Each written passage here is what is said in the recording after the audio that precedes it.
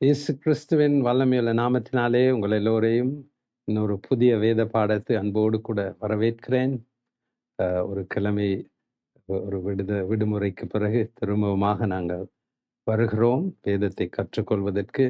ஆம், நான் விசுவாசிக்கிறேன் இருளின் ராஜ்யத்திலிருந்து எப்படி உங்களை பாதுகாத்துக் கொள்வது என்ற வேத பாடம் உங்களை மிகவும் ஆசீர்வதித்திருக்கும் என்று இன்றைக்கு நாங்கள் புதிய தலைப்பின் கீழே இன்னொரு வேத பாடத்தை ஆரம்பிக்கிறோம். நீங்கள் தயாராக இருக்கிறீர்கள் என்று விசுவாசிக்கிறேன். அது மாத்திரமல்ல, நாங்கள் ஜனாதிபதி தேர்தலுக்கும் தயாராயிருக்கிறோம். ஆ தேவன் நியமிக்கின்ற ஒரு மனுஷன் ஜனாதிபதியாய் வருவார். நீங்கள் யாருக்கு உங்களுடைய வாக்குகளை அளித்தாலும், தேவன் தான் தீர்மானிப்பது இந்த தேசத்தின் ஜனாதிபதி யார் என்று.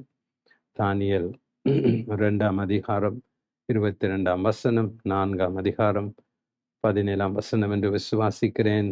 ரோமர் 13:1. இந்த வசனங்களிலே தேவன் தான் எல்லா அதிகாரிகளையும் ராஜாக்களையும் நியமிப்பது அவருடைய சர்வாங்க அதிகாரமாயிருக்கிறது. அதனால் வாக்களியுங்கள், ஆனால் ஜெபியுங்கள், ஆண்டவரே உம்முடைய சித்தம் இந்த தேசத்திலே நிறைவேறுவதாக என்று நாங்கள் ஜெபித்து இந்த வேத பாடத்துக்குள் கடந்து போவோம். அருமையான இயேசப்பா, இந்த மாலை வேளைக்காக நன்றி. மீண்டும் ஒரு தருணத்தை நீர் தந்து உம்முடைய பாதத்திலே அமர்ந்த ஆண்டவரே இந்த வேதத்தை கற்றுக்கொள்வதற்கு நீர் தந்திருக்கின்றது ஸ்லாக்கியத்துக்காக உமக்கு மிகவும் நன்றி செலுத்துகிறோம். ஆண்டவரே, அநேக தேசங்களிலே இந்த விதமான சுதந்திரம் இல்லாமல் ஜனங்கள் வேதத்தை கற்றுக்கொள்வதற்கும் வேதத்தை வாசிப்பதற்கும் அவ்வளவு தாகமாயும் ஆர்வமாயும் இருக்கிறார்கள். ஆனால் அவர்களுக்கு அந்த சுதந்திரம் இல்லை ஆண்டவரே. ஆனால் நீர் எங்களுக்கு பரிபூர்ண சுதந்திரத்தை கொடுத்திருக்கிறீர். இந்த ஸ்லாக்கியத்தை நாங்கள் அரிதாக கருதாதபடிக்கு இந்த நேரங்களையும் காலத்தையும் பிரயோஜனப்படுத்தி கொண்டு உம்முடைய வசனத்திலே ஆழ்ந்து ஆழமாய் சென்று வசனத்தின் கற்றுக்கொண்டு வசனத்தின் அடிப்படையில வாழ எங்களுக்கு கிருபை செய்யும். அந்த வாஞ்சையை எங்களுக்குள்ளாக உருவாக்கும். இந்த மாலை வேளையிலே உமது பாதத்தண்டை அமர்ந்திருக்கின்ற உம்முடைய ஒவ்வொரு பிள்ளைகளுடைய இருதயத்திலும் ஆண்டவரே, உம்முடைய வசனத்துக்கூடாக அநேக வெளிப்பாடுகள் வரும்படியாக நான் செபிக்கிறேன். இந்த வசனத்துக்கூடாக அவருடைய வாழ்க்கைகளிலே மாற்றுதல் வரும்படியாக செபிக்கிறேன் ஆண்டவரே. ஆண்டவரே, இந்த வசனத்தை கேட்க கேட்க அவருடைய விசுவாசம் வளரச் செய்யும் ஆண்டவரே. விசுவாசத்துக்கூடாக அநேக அற்புதங்களையும் அதிசயங்களையும் அடையாளங்களையும் கர்த்தாவே வெற்றிகளையும் பெற்றுக்கொள்ள முடிய பிள்ளைகளுக்கு அனுக்கிரகம் செய்யும். எனக்கு இந்த வேதத்தை கற்றுக் கொடுப்பதற்கு வேண்டிய ஞானத்தை ஆவியானவரே தாரும். உண்மையே நான் நம்பி இதை நான் ஆரம்பிக்கின்றேன். என்னோடு கூட இருந்து என்னை வழி நடத்தும். என் உதடுகளிலிருந்தும் என் நாவிலிருந்தும் உம்முடைய வார்த்தைகள் மாத்திரமே வெளிவர என்னை அர்ப்பணிக்கிறேன் ஆண்டவரே. எல்லா காரியத்தையும் உடைய கருத்திலே ஒப்படைக்கிறோம். உமக்கே மகிமை செலுத்துகிறோம். இயேசு கிறிஸ்துவின் வல்லமையுள்ள நாமத்தினாலே நாங்கள் எல்லோரும் அதுக்கு ஆமேன் என்று சொல்லுவோம். சரி, இன்றைக்கு நாங்கள் பார்க்க போற இன்றைய தினத்திலே நாங்கள் ஆரம்பிக்கின்ற வேத பாடத்தின் தலைப்பு என்னவென்றால், தேவனுடைய கால அட்டவணையில் சபைக்கு நடக்க இருக்கும் அடுத்த நிகழ்வு. சரியா? அதுதான் இன்னைக்கு நாங்க பார்க்க போற இன்றைக்கு தொடங்குகிற வேத பாடத்தின் தலைப்பு என்னன்னா, தேவனுக்கென்று ஒரு கால அட்டவணை உண்டு. சரியா? இந்த பூமியை குறித்து தேவனுக்கென்று ஒரு கால அட்டவணை இருந்தது. எப்பொழுது ஆதாம் ஏவாளை உருவாக்க வேண்டும் என்று நியமித்திருந்தார், எப்பொழுது உங்களை இந்த உலகத்துக்குள் அனுப்ப வேண்டும் என்று தேவன் காலத்தை நியமித்திருந்தார். ஏனென்றால் இந்த பூமியின் அஸ்திபாரங்களை போடும் முன்பதாகவே தேவன் உங்களை தேர்ந்தெடுத்தார் என்று வசனம் சொல்லுகின்றது. அப்ப தேவனுக்கென்று கால அட்டவணை என்று உண்டு. எப்பொழுது தேவகுமாரனாகிய இயேசு கிறிஸ்து இந்த பூமிக்கு வர வேண்டும் என்று தேவன் நியமித்திருந்தாரோ அந்த காலகட்டத்தில் தான் இயேசு இந்த பூமிக்கு வந்தார். காலம் நிறைவேறின போது அப்படின்ற வார்த்தையை நீங்கள் வேதத்திலே வாசித்திருப்பீர்கள் என்று விசுவாசிக்கிறேன். அப்ப தேவன் காலங்களையும் நேரங்களையும் நியமித்திருக்கின்றார். அந்த காலகட்டத்தில் தான் அவர் நியமித்த காரியங்கள் இந்த பூமியிலே நடைபெறும். அப்ப தேவனுக்கு என்று ஒரு கால அட்டவணை உண்டு. அதன் அடிப்படையில் தான் அவர் கிரியை செய்வார். அப்ப சபைக்கென்று தேவன் ஒரு கால அட்டவணை வைத்திருக்கிறார். இப்ப பூமியிலே இப்பொழுது இருக்கின்ற ஆம், காலம் என்னவென்றால் கிருபையின் காலம், சபையின் காலம். இப்ப இதுதான் தேவன் கால அட்டவணையிலே இப்பொழுது நடைமுறையில் இருக்கின்ற காலமாய் இருக்கின்றது. அப்ப சபைக்கு அடுத்து நடக்க போறது என்பது என்ன என்பதை அறிந்து கொள்வது மிகவும் முக்கியமான ஒரு காரியம். சரியா? ஏனென்றால் இன்றைக்கு தேவன் இஸ்ரவேல் தேசத்துக்கென்று ஒரு அதுக்கென்று ஒரு தனிப்பட்ட கால அட்டவணையும், சபைக்கு என்று ஒரு வேற கால அட்டவணையும் வைத்திருக்கின்றார். இந்த 2 காரியங்களும் தேவனுக்கு மிகவும் முக்கியமானவைகள் இந்த பூமியில. இஸ்ரவேல் தேசம், சபை. அப்ப இந்த 2 காரியங்களையும் தேவன் மிகவும் நுண்ணியமாய் கவனித்து வருகின்றார். தேவனுடைய எல்லா வாஞ்சைகளும் ஆசைகளும் இந்த 2 காரியங்களில் தான் இருக்கின்றது. சபை, இஸ்ரவேல் தேசம். அப்ப நாங்கள் யார்? புறஜாதியாராகிய நாங்கள் யார்? சபை. சரியா? இஸ்ரவேலர் ஒரு வேறு ஜனக்கூட்டம். அவர்களிலிருந்து தான் ஆபிரகாமின் சந்ததியிலிருந்து தான் நாங்களும் வருகிறோம். எப்படி? இயேசு கிறிஸ்துவுக்கூடாக. இயேசு கிறிஸ்து ஆபிரகாமின் சந்ததியிலிருந்து வந்தவர். அப்ப நீங்கள் விரும்பினாலோ விரும்பாவிட்டாலோ நீங்கள் இஸ்ரவேல் சந்ததிக்கு இணைக்கப்பட்டிருக்கிறீர்கள். யாருக்கூடாக? இயேசுவுக்கூடாக. அப்ப இயேசு யாருக்கூடாக இந்த பூமிக்குள் வந்தால்? ஆபிரகாமுக்கூடாக. இஸ்ரவேல் ஜனங்கள் யாருக்கூடாக வந்தார்கள்? ஆபிரகாமுக்கூடாக. அப்ப நீங்கள் தெரிந்திருப்பீர்களோ தெரியாமல் இருப்பீர்களோ, இது நீங்கள் ஏற்றுக்கொள்ள வேண்டிய ஒரு காரியம் என்ன? இஸ்ரவேல் தேசத்துக்கு நீங்கள் தேவனால் பிறந்த மறுபிறப்பின் அனுபவத்தை பெற்றுக்கொண்ட பிள்ளைகளாய் இருப்பீர்களானால் நீங்கள் ஆபிரகாமுக்கு சொந்தமானவர்கள், ஆபிரகாமோடு இணைக்கப்பட்டவர்கள். அது போய் பாஸ்ட் அப்படின்னு சொல்லுவீங்கன்னா கொஞ்சம் இருங்க, நான் உங்களுக்கு ஒரு வசனத்தை காமிக்கிறேன். கலாத்தியர்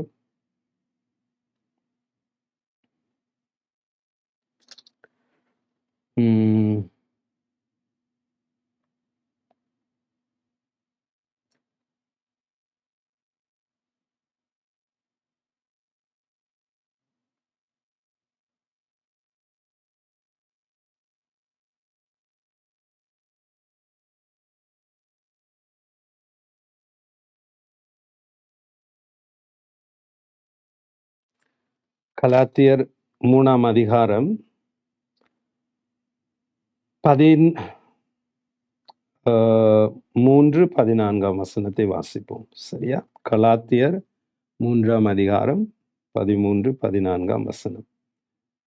மரத்திலே தூக்கப்பட்ட எவனும் சபிக்கப்பட்டவன் என்று எழுதியிருக்கிறபடி கிறிஸ்து நமக்காக சாபமாகி நியாயப்பிரமாணத்தின் சாபத்திற்கு நம்மை நீங்களாக்கி மீட்டுக் கொண்டார்.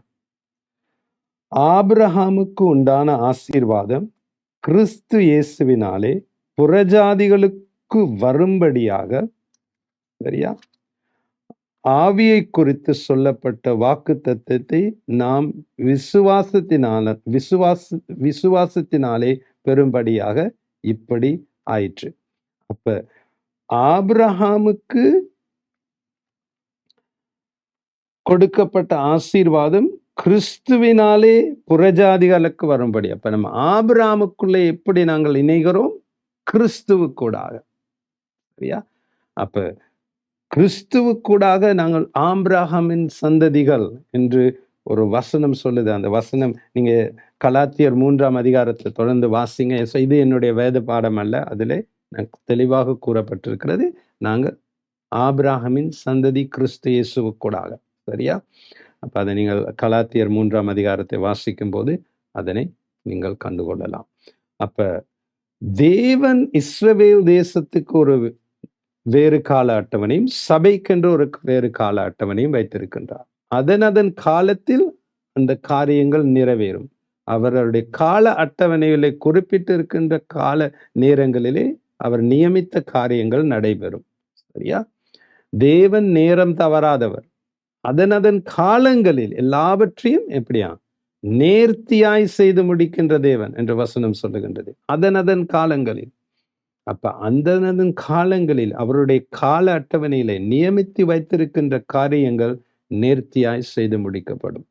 அப்ப இந்த வேத பாடத்தை நான் ஆரம்பிக்கும் முன்பதாக ஒரு சொல்ல வேண்டிய ஒரு காரியம் என்னவென்றால், சபையாகிய நாங்கள், சரியா? சபையில் போதகர்களாக இருக்கும் நாங்கள், உபதேசிகளாக இருக்கும் நாங்கள், பாஸ்டர்ஸாக இருக்கும் நாங்கள், ஒரு நடுநிலைமையான உபதேசங்களையும் படிப்பினைகளையும் கையாள வேண்டும். சரியா? ஒரு காரியம் சார்பாக சார்ந்த படிப்பினைகளையும் போதனைகளையும் நாங்கள் கற்றுக் கொடுக்கக்கூடாது. ஒரு நடுநிலைமையான ஒரு போதனைகளும் வேதத்தின் அடிப்படையில் நடுநிலைமையான ஒரு போதனைகளும் கற்பினைகளையும் நாங்கள் கையாள வேண்டும். ஏனென்றால் சில சபைகளை எடுத்துக்கொண்டால் இயேசு கிறிஸ்துவின் 2ஆம் வருகை குறித்து மாத்திரமே தான் பேசுவார்கள்.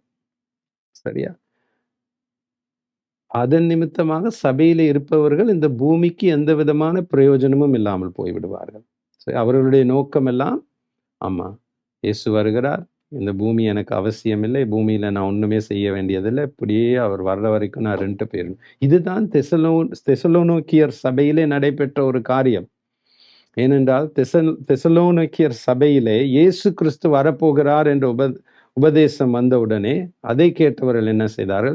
அவர் செய்த வேலைகள் எல்லாவற்றையும் ஒரு பக்கமாக வைத்துவிட்டு சபையில உட்கார்ந்து இயேசு வரப்போறார், இயேசு வரப்போறார், இயேசு வரப்போறார்ன்னு அப்படியே ஒரு வேலையும் கூட செய்யாம அப்படியே சபையில உட்கார்ந்திருக்க ஆரம்பிச்சிட்டாங்க. அதுதான் பவுல் தெசலோனிக்கேயர் சபைக்கு எழுதும் போது, ஒருவன் வேலை செய்யாவிட்டால் சாப்பிடக்கூடாது என்று எழுதுகிறார். ஏன்? இவங்கெல்லாம் வேலையெல்லாம் விட்டுட்டு இயேசு வரப்போறார்னு உட்கார்ந்தார். அது ஒரு ஒரு ஒரு பக்கமாய் சார்ந்த எக்ஸ்ட்ரீம் டீச்சிங் இயேசு கிறிஸ்துவின் வருகையை மாத்திரம்தான். இன்னும் சில சபைகள் இயேசு கிறிஸ்துவின் வருகையை குறித்தோ ரகசிய எடுத்துக்கொள்ளுதலை குறித்தோ பேசுவதே இல்லை. அப்ப சபை இயேசு கிறிஸ்து வர்றாருன்னு கூட தெரியாது, ஒரு ரகசிய வருகை இருக்குன்னு கூட தெரியாது, எடுத்துக்கொள்ளுதல் வரப்போகிறதுன்னு கூட தெரியாது, ஒரே உலக சார்ந்த காரியங்களே ஈடுபட்டு கொண்டு இருப்பாங்க. அப்ப 2 பக்கம் சார்ந்த போதனைகள், கற்பினைகள் மக்களை கிறிஸ்துவுக்குள் முழுமையாய் வளர்ச்சி அடைய செய்யாது. அப்போ ஒரு நடுநிலைமையான போதனை இருக்கும்போது, கற்பினைகள் இருக்கும்போது, ஜனங்கள் சம்பூரணமாய் இயேசு கிறிஸ்துவுக்குள் வளருவார்கள். ஏனென்றால் சபை இயேசு கிறிஸ்துவின் வருகைக்கு தயாராகும் அதே நேரத்தில் சுவிசேஷத்தை அறிவித்து அநேகரை இயேசு கிறிஸ்துவுக்குள் ரட்சிப்புக்குள் கொண்டு வரும் காரியத்தையும் செய்ய வேண்டும். அப்ப இந்த நடுநிலைமையான போதனைகளை நாங்கள் கையாளும் போது ஜனங்கள் 2 காரியத்துக்கும் தயாராவார்கள். என்ன? இயேசு கிறிஸ்துவின் வருகைக்கும் ரகசிய வருகைக்கும் இயேசு கிறிஸ்துவின் 2ஆம் வருகைக்கும் இடையில அநேக வேறுபாடுகள் இருக்கு. சரியா? அதை எல்லாவற்றையும் தான் நாங்கள் கற்றுக்கொள்ள போகிறோம். அப்ப நாங்கள் நடுநிலைமையான போதனையை கையாளும் போது ஜனங்கள் இயேசு கிறிஸ்துவின் ரகசிய வருகைக்கும், அது மாத்திரமல்ல சுவிசேஷம் அறிவிக்கும் தேவனுக்கு சாட்சியாக. ஏன் இயேசு சபையை இந்த பூமியிலே ஸ்தாபித்தார் என்றால், இயேசு என்ன சொன்னார்? உங்கள் மேல் பரிசுத்த ஆவியானவரின் வல்லமை வரும்போது என்ன ஆவீர்கள்? எனக்கு சாட்சிகளாய் மாறுவீர்கள். அதற்காக தான் சபையை ஸ்தாபித்தார். சபை இன்னைக்கு பூமியில் இருப்பதன் காரணம் தேவனுக்கு இயேசு கிறிஸ்துவின் வருகை, அவருடைய மரணம், உயிர்த்தெழுதல், எடுத்துக்கொள்ளுதலுக்கான சாட்சியாக வாழ்வதற்கு தான் தேவன் சபையை ஸ்தாபித்திருக்கிறார். அப்ப இந்த 2 காரியத்துக்கும் சபை தயாராக வேண்டும். அப்ப அதை ஒரு சபை செய்யாவிட்டால் ஒரு நடுநிலைமையான போதனையை கையாளாத சபையாய் இருக்கின்றது. அப்ப இன்னைக்கு ஃபாதர்ஸ் ஹவுஸ் மினிஸ்ட்ரி எடுத்துக்கொண்டால் ஒரு நடுநிலைமையான போதனையை கையாளும் ஒரு சபை அது. 2 காரியங்களுக்கும் சபையில் இருக்கும் அங்கத்தவர்களை நாங்கள் தயார் செய்வோம். என்ன? இயேசு கிறிஸ்துவின் ரகசிய வருகைக்கும் சுவிசேஷம் அறிவித்து ஆத்துமாக்களை ஆதாயப்படுத்தி அநேகரை ரட்சிப்புக்குள் கொண்டு வருவதற்கும் இந்த 2 காரியங்களுக்கும் சபையை நாங்கள் தயார்படுத்த வேண்டும். அது ரொம்ப முக்கியம். அருமையான தேவ ஜனங்களே, நீங்கள் இருக்கும் சபையிலே இந்த 2 காரியங்களை குறித்தும் நீங்கள் கற்றுக்கொள்ள வேண்டும். ஏனென்றால் அருமையான தேவ ஜனங்களே, நீங்கள் மத்தேயு 25ஆம் அதிகாரம் 1ஆம் வசனம் தொடக்கம் வாசிக்கும்போது, நாங்கள் அதை வாசிக்கப் போவதில்லை. இயேசு கிறிஸ்து 10 கன்னிகைகளை குறித்து பேசுகின்றார். சரியா? 24ஆம் அதிகாரத்தை நீங்கள் வாசிக்கும்போது, மத்தேயு 24ஆம் அதிகாரம் இயேசு கிறிஸ்துவின் இரகசிய வருகையையும், இயேசு கிறிஸ்துவின் பகிரங்கமான 2ஆம் வருகையும் குறித்து தான் 24ஆம் அதிகாரம் பேசுகின்றது. சரியா? சீஷர்கள் ஒலிவ மலையிலே இயேசுவை பார்த்து உம்முடைய வருகைக்குரியதான அடையாளங்கள் என்ன என்று கேட்கும்போது, இயேசு கிறிஸ்து இஸ்ரவேல் தேசத்துக்குரிய அடையாளங்களையும், சபைக்குரிய அடையாளங்களையும் குறித்து பேசுகின்றார். சபைக்குரிய அடையாளங்களை குறித்து பேசும்போது, இயேசு கிறிஸ்துவின் வருகை, அவர் இரகசிய வருகை, எடுத்துக்கொள்ளுதலை குறித்து பேசுகின்றார். ஆனால் இஸ்ரவேல் தேசத்தை குறித்து பேசும்போது 2ஆம் பகிரங்க வருகையை குறித்து பேசுகின்றார். சரியா? அதெல்லாம் நான் உங்களுக்கு தெளிவா இந்த வேத பாடத்திலே வரப்போகிற நாட்களிலே, வரப்போகிற கிழமைகளிலே நான் விளங்கப்படுத்துவேன். அப்ப 24ஆம் அதிகாரத்தின் அடையாளங்கள் எல்லாவற்றையும் வாசித்து விட்டு 25ஆம் அதிகாரத்துக்கு வரும்போது மத்தேயு, இயேசு கிறிஸ்து 10 கன்னிகைகளை குறித்து பேசுகின்றார். இந்த 10 கன்னிகைகளின் உவமையை நீங்கள் வாசிக்கும் போது நீங்கள் அறிந்து கொள்ள வேண்டும், இது சபையின் எடுத்துக்கொள்ளுதலை குறித்து பேசுகின்ற ஒரு உவமை. சரியா? அப்ப அந்த 5 கன்னிகள் புத்தியுள்ள கன்னிகைகள். மற்ற 5 கன்னிகைகளும் புத்தி இல்லாத கன்னிகைகள். ஆனால் இந்த 10 பேரும் எதற்கு பார்த்து கொண்டு இருக்கிறார்கள்? இயேசு கிறிஸ்துவின் வருகைக்காக பார்த்து கொண்டு இருக்கிறார்கள். அப்ப அதுல ஏன் 5 பேர் புத்தி இல்லாதவர்களாய் போனார்கள்? தயாராக இல்லை. மற்ற 5 பேரும் தயாராக இருந்தார்கள். ஏன்? எண்ணெயை கொண்டு வந்திருந்தார்கள். அப்ப இந்த உவமை என்ன பேசுகிறது என்றால், நீங்கள் என் வருகைக்கு தயாராக இருக்காவிட்டால் என் வருகையிலே விட்டுவிடப்படுவீர்கள். அதை குறித்து தான் இயேசு தெளிவாக பேசுகிறார். ஏனென்றால் இயேசு வரும்போது, மணவாளன் வந்தபோது 5 பேர் போய்விட்டார்கள், 5 பேர் கைவிடப்பட்டு விட்டார்கள். கைவிடப்பட்டவர்கள் யார்? அந்நியர்களா? இல்லையே. அவருடைய வருகைக்காக காத்திருந்த அவருடைய விசுவாசித்தவர்கள். ஆனால் ஏன் கைவிடப்பட்டார்கள்? தயாராக இருக்கவில்லை. அப்ப இன்றைக்கு சபைக்கு நாங்கள் இயேசு கிறிஸ்துவின் இரகசிய வருகை கொடுத்தும் நாங்கள் கற்றுக் கொடுக்காவிட்டால் சபையில் இருக்கும் அநேக அங்கத்தினர்கள் தயாராக இருக்க மாட்டார்கள். நான் சொல்றது விளங்குதா? இன்னைக்கு எனக்கு மிகவும் அதிர்ச்சியான காரியம் என்னவென்றால், அநேக கிறிஸ்தவர்களோடு கூட நான் கதைக்கும் போது, இயேசு கிறிஸ்துவின் ஒரு ரகசிய வருகை ஒன்று உண்டு. சபை எடுத்துக்கொள்ளப்படும் ஒரு காலம் வரப்போகிறது என்றால், அப்படி ஒண்ணு இருக்கா பாஸ்டர்? எத்தனை வருஷமா கிறிஸ்தவரா இருக்கீங்க? பாஸ்டர், நான் பிறந்ததுல இருந்தே நான் கிறிஸ்தவன் தான் பாஸ்டர். கிறிஸ்தவ குடும்பத்துல தான் வளர்ந்தேன். அப்ப உங்களுக்கு இது குறித்து தெரியாது பாஸ்டர். ஏன் சபையில் கற்றுக் கொடுப்பதில்லை? சொல்றது விளங்குதா? அப்ப இதுதான் நான் சொல்றேன், ஒரு நடுநிலைமையான போதனைகளை நாங்கள் கையாள வேண்டும். ரெண்டு காரியங்களுக்கும் நாங்கள் சபையை தயார்படுத்த வேண்டும். என்ன அந்த 2 காரியங்கள்? அவருடைய இரகசிய வருகைக்கும் சுவிசேஷத்தை அறிவித்து ஆத்துமாக்களை ஆதாயப்படுத்துவது. இப்ப நான் சொல்றது விளங்குதா? அப்ப அருமையான தேவ ஜனங்களே, சபைக்கென்று தேவனுடைய கால அட்டவணையிலே நிகழ்வுகள் குறிக்கப்பட்டிருக்கின்றது. சரியா?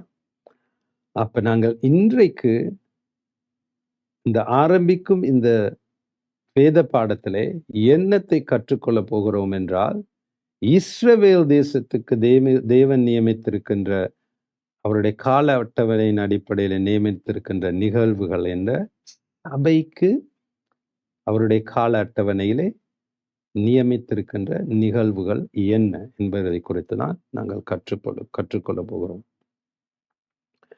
ஏனென்றால் இஸ்ரவேல் தேசமும் ரொம்ப முக்கியம். இஸ்ரவேல் தேசம், சபைக்கு இஸ்ரவேல் தேசம் ஒரு சைன் போஸ்டுக்கு என்ன தமிழ்ல சொல்றது? அடையாளம், ஒரு அடையாளம். சரியா? Thank you Jackie. என்ன கடைசி காலத்துக்கான அடையாளங்களை எப்படி நாங்கள் அறிந்து கொள்வதென்றால், இஸ்ரவேல் தேசத்தை நாங்கள் பார்க்க வேண்டும்.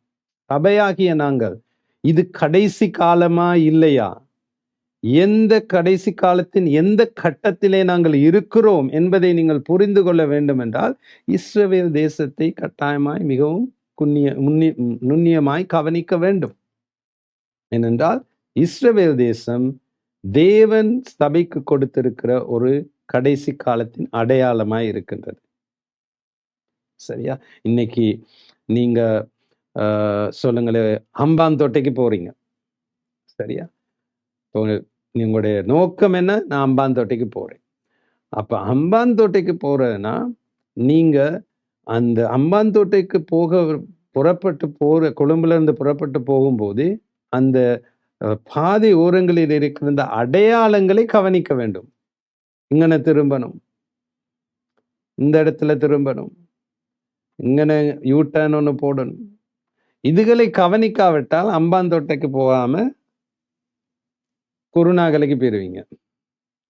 அதே போல இந்த கிறிஸ்தவ ஜீவியத்திலே நீங்கள் எதற்காக காத்து கொண்டிருக்கிறீர்கள்? இயேசு கிறிஸ்துவின் ரகசிய வருகைக்கு. அதற்காக நீங்கள் காத்து கொண்டு இருக்காவிட்டால் எங்கோ ஏதோ மிகவும் பிழையாயிருக்கின்றது. அப்ப அதற்காக நீங்கள் பிரயாணப்பட்டு போய்கொண்டிருக்கிறீர்கள். எப்படி இஸ்ரவேல் ஜனங்கள் எகிப்திலே இருந்து கானான் தேசத்துக்கு போனார்களோ அதே வண்ணமாக நீங்கள் உலகம் என்று பாவத்திலிருந்து விடுதலை பெற்று பரலோகத்துக்கு போவதற்காக பயணம் செய்து கொண்டிருக்கிறீர்கள். அப்ப அந்த உங்களை பரலோகத்துக்கு கூட்டிக் கொண்டு போவதற்கு தான் இயேசு கிறிஸ்து வரப்போகிறார். அப்ப இந்த பயணத்திலே நீங்கள் அடையாளங்களை, குறிகளை கவனிக்காவிட்டால் நீங்கள் வழி தப்பி போய்விடலாம், தயாராக இல்லாமல் போய்விடலாம்.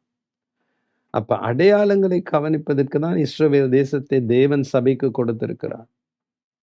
சரியா? அப்ப இஸ்ரவேல் தேசத்துக்கு தேவன் நியமித்திருக்கிற நிகழ்வுகள் வேறு, சபைக்கு தேவன் அவருடைய கால அட்டவணையிலே நியமித்திருக்கிற நிகழ்வு வேறு. அப்ப இந்த 2 காரியங்களை குறித்து தான் நாங்கள் ஆழமாய் கற்றுக்கொள்ள போகிறோம். சரியா? அப்ப நீங்கள் தயார் என்று விசுவாசிக்கிறேன். வேத புத்தகத்தை எடுத்துக்கொண்டு, ஒரு நோட் புக், பேனாவை எடுத்துக்கொண்டு மிகவும் நுண்ணியமாக கவனிக்கும்படி உங்களை கேட்டுக்கொள்கிறேன். நான் உலகத்தின் சரித்திரத்திலே நடைபெற்ற காரியங்களை கொடுத்து நான் பேசுவேன். சரியா? வேதத்தை குறித்து மாத்திரமல்ல, உலக சரித்திரத்திலே ஏற்பட்ட சில காரியங்களை நான் பேச போகிறேன். அப்ப அந்த காரியங்களை நாங்கள் உலக சரித்திரத்திலே வாசிக்கும் போது கற்றுக்கொள்ளலாம். அப்ப வேதத்தையும் உலக சரித்திரத்தையும் நாங்கள் நுண்ணியமாக கவனிக்கும் போது அநேக காரியங்களை கற்றுக்கொள்ள போகிறோம். சரியா? அப்ப கிறிஸ்துவுக்கு முன் 605ஆம் ஆண்டில் நெபுஜாத்நேசர், சரியா, நெபுஜாத்நேசர் என்கிற பாபிலோனிய ராஜா தெற்கு ராஜ்யமான யூதாவை கைப்பற்றினான்.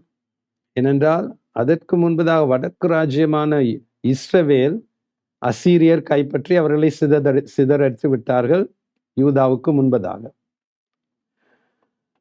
ஆனால் தெற்கு ராஜ்யம் கொஞ்ச காலம் தப்பித்து கொண்டு வந்தது. ஆனால் 605 கிறிஸ்துவுக்கு முன் 605ஆம் வருடத்திலே நெபுஜாத்நேசர் என்னும் பாபிலோனிய ராஜா தெற்கு ராஜ்யமாகிய யூதாவை கைப்பற்றினான். நீங்கள் வேதத்தை வாசிக்கும் போது சாலோமோனுக்கு பிறகு இஸ்ரவேல் தேசம் 2ஆக பிரிந்தது. சரியா? தெற்கு வடக்கு என்று. அப்ப தெற்கு ராஜ்யம் யூதாவினால் ஆளப்பட்டது. யூதாவும் பெஞ்சமின் கோத்திரங்களும் தெற்கு ராஜ்யத்தில் இருந்தன, மற்ற 10 கோத்திரங்களும் வடக்கு ராஜ்யத்தில் இருந்தன. சரியா? அப்ப வடக்கு ராஜ்யம் அசீரிய சாம்ராஜ்யத்தினால் சிதறடிக்கப்பட்டு ஒன்றுமில்லாமல் போனார்கள். ஆனால் கிறிஸ்துவுக்கு முன் 605 யூதா தெற்கு ராஜ்யம் பாபிலோன் சாம்ராஜ்யத்துக்கு அடிமைப்பட்டது. இப்ப நெபுஜாத்நேசர் வந்து எருசலேம் ஆலயத்தை உடைத்து அதில் இருந்த பரிசுத்தமான பாத்திரங்கள், பண்டங்கள் எல்லாவற்றையும் எடுத்துக்கொண்டும், அது மாத்திரமல்ல, இஸ்ரவேல் தேசத்திலே இருந்த ஞானத்திலே சிறந்து விளங்கிய சில வாலிபர்களையும் மற்ற அநேகரையும் கைதிகளாக பாபிலோன் தேசத்துக்கு கொண்டு போனார். சரியா? அப்ப அந்த கைதிகளாய் கொண்டு போகப்பட்ட அந்த கூட்டத்திலே ஞானத்தினால் நிறைந்த சில வாலிபர்கள் இருந்தார்கள். அவர்களில் ஒருவன் தான் தானியேல். சரியா? அப்ப தானியேல் மற்றும் சில வாலிபர்கள், ஷாத்ராக், மேஷாக், ஆபேத்நேகோ, இவர்கள் எல்லாம் ஞானத்திலே நிறைந்தவர்கள். இவர்களை அந்த பாபிலோன் ராஜாவின் சேவை செய்யும்படியாக தேர்ந்தெடுத்து இவர்களை கல்தேயருடைய மொழியிலும் அவர்களுடைய கலாச்சாரத்திலும் அவர்களுடைய நடைமுறைகளிலும் இவர்களை பயிற்றுவித்தார்கள். சரியா? ஏனென்றால் ராஜ சேவைக்காக, ராஜாவுக்கு ஊழியம் செய்யும்படியாக. அப்ப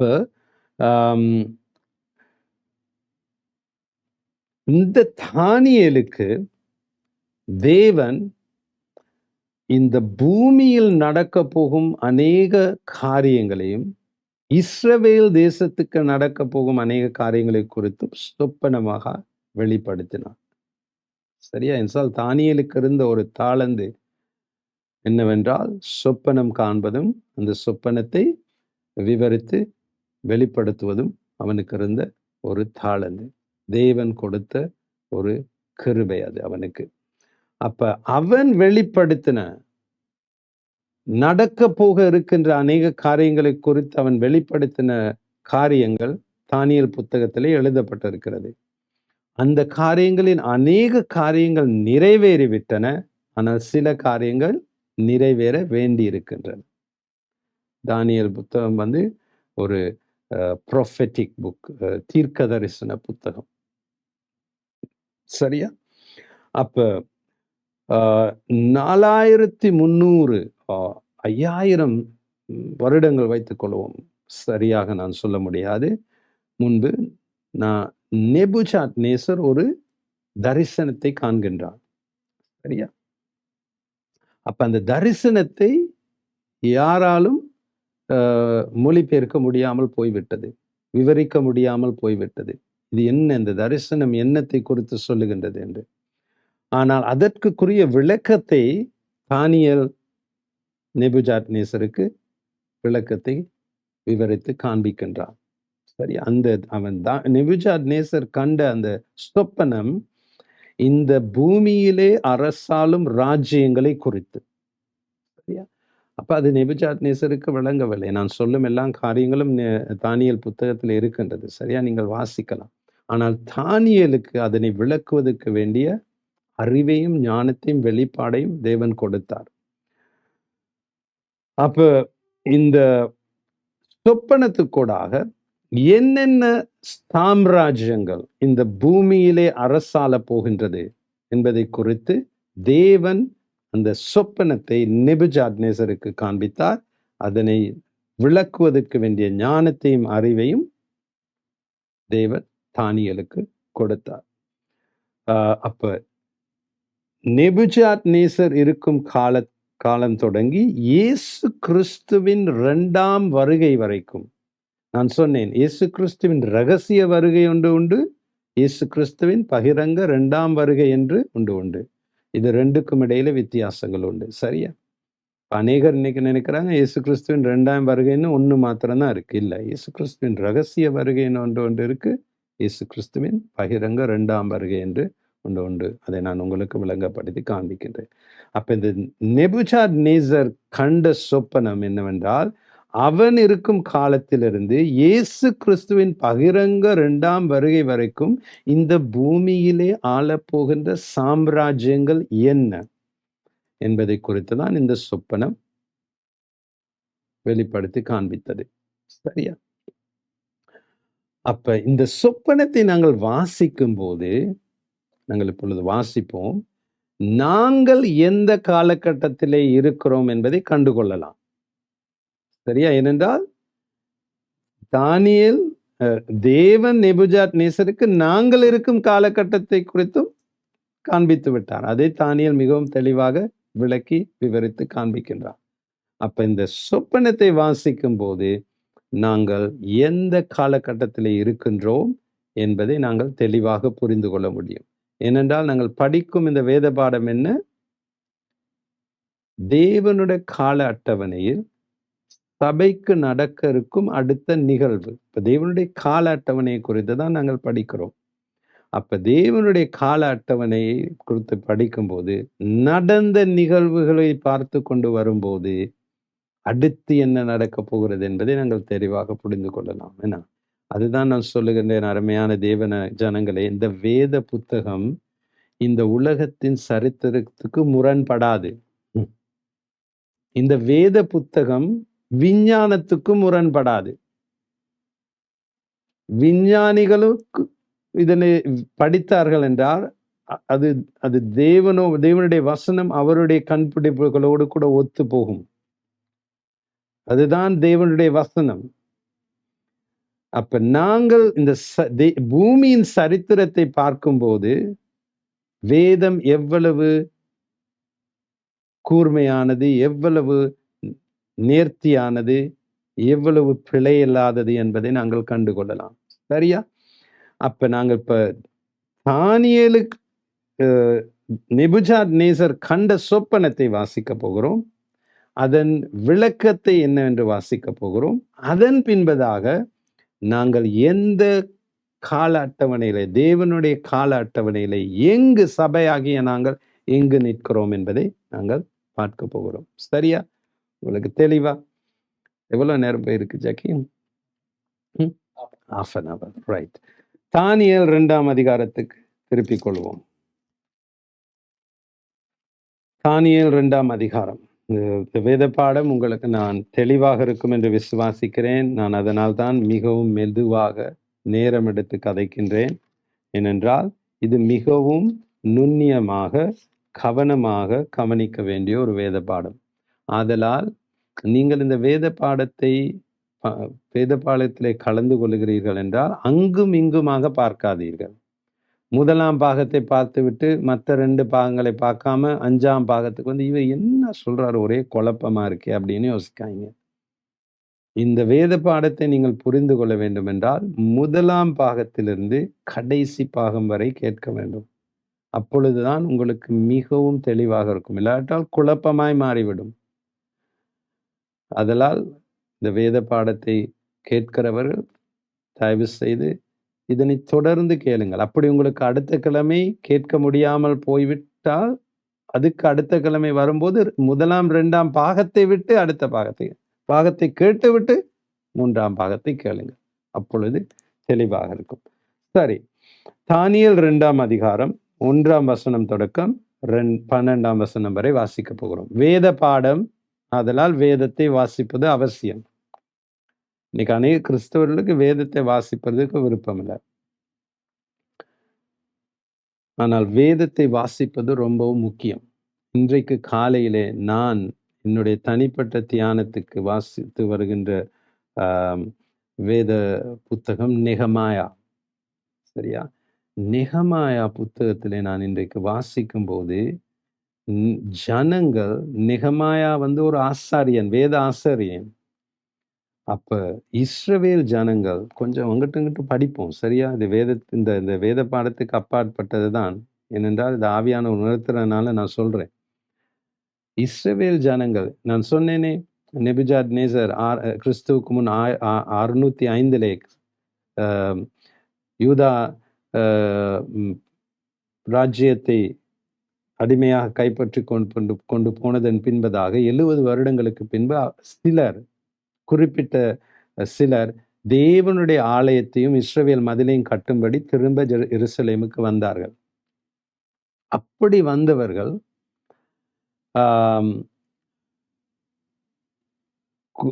கொஞ்சம் பின்வாங்கி போய் திரும்பி நெகேமியா, எஸ்ரா என்பவன் வந்து, அவன் ஒரு வேத ஆசாரியன் வந்து அவன் திரும்பவும் ஜனங்களை கர்த்தர் பக்கமாக வழி நடத்தி அதன் பின்பதாக தேவனுடைய வசனத்தை, மோசே எழுதினத தேவனுடைய வசனங்களை எடுத்து வாசிக்க ஆரம்பிக்கின்றான்.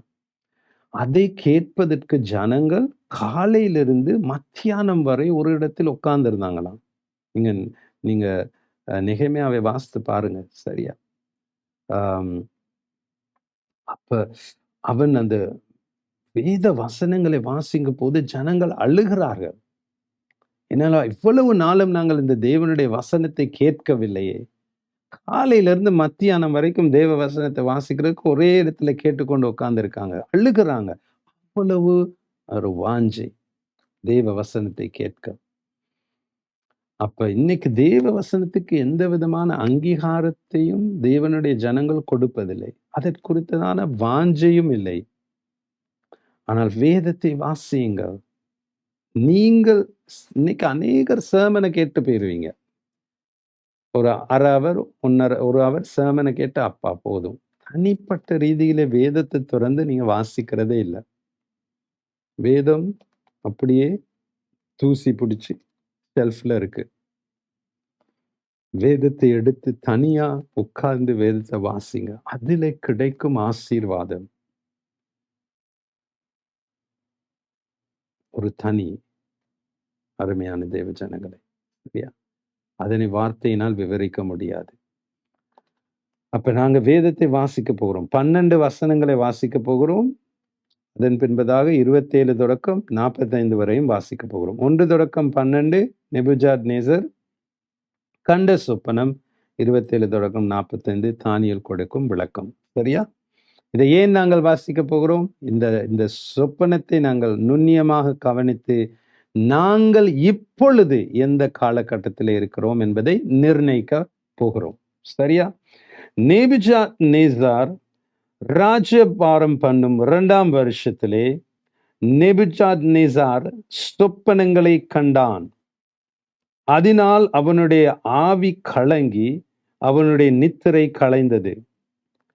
அப்பொழுது ராஜா தன் சொப்பனங்களை தனக்கு தெரிவிக்கும் பொருட்டு சாஸ்திரிகளையும் ஜோசியரையும் சூனியக்காரரையும் கல்தையரையும் அழைக்கச் சொன்னான். அவர்கள் வந்து ராஜ சமூகத்தில் நின்றார்கள். ராஜா அவர்களை நோக்கி, ஒரு சொப்பனம் கண்டேன். அந்த சொப்பனத்தை அறிய வேண்டும் என்று என் ஆவி கலங்கி இருக்கிறது என்றான். அப்பொழுது கல்தேயர் ராஜாவை நோக்கி, ராஜாவே, நீர் என்றும் வாழ்க, சொப்பனத்தை உமது அடியாருக்கு சொல்லும், அப்பொழுது அதன் அர்த்தத்தை விடுவிப்போம் என்று சிறிய பாஷையிலே சொன்னார்கள். ராஜா கல்தேயருக்கு பிரதியுத்தரமாக, என்னிடத்தில் இருந்து பிறக்கிற தீர்மானம் என்னவென்றால், நீங்கள் சொப்பனத்தையும் அதன் அர்த்தத்தையும் எனக்கு அறிவிக்காமற் போனால் துண்டித்து போடப்படுவீர்கள். உங்கள் வீடுகள் எருக்களங்களாக்கப்படும். சொப்பனத்தையும் அதன் அர்த்தத்தையும் தெரிவித்தீர்களே ஆகில் என்னிடத்தில் வெகுமதிகளையும் பரிசுகளையும் மிகுந்த கனத்தையும் பெறுவீர்கள். ஆகையால் சொப்பனத்தையும் அதன் அர்த்தத்தையும் எனக்கு தெரிவியுங்கள் என்றான்.